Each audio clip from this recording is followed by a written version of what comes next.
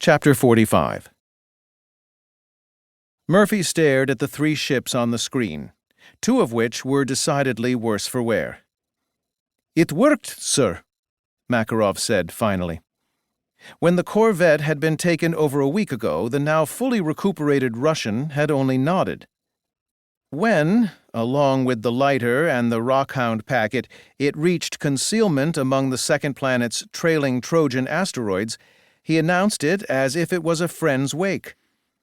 When the small flotilla initiated a short, hard acceleration while the body of the planet obscured their exhaust from all known surveyor ships, satellites, and drones, he drew in a great breath.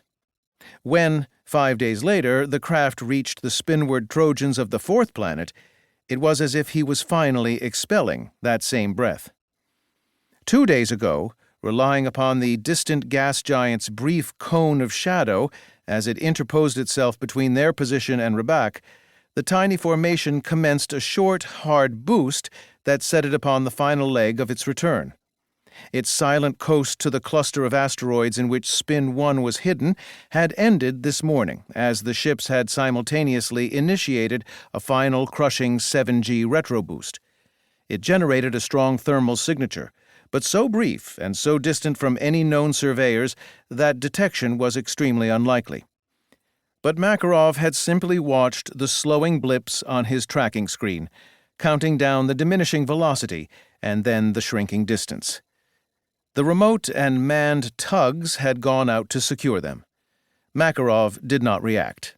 He was too busy watching the passive scanners for any indication the three ships had been spotted during their final approach. Nothing. Even the Dornani microsats that swept their adversaries' known locations and platforms for the trace refractions of active lascoms found no such signatures among the diffuse particles that floated in the not-quite vacuum of open space.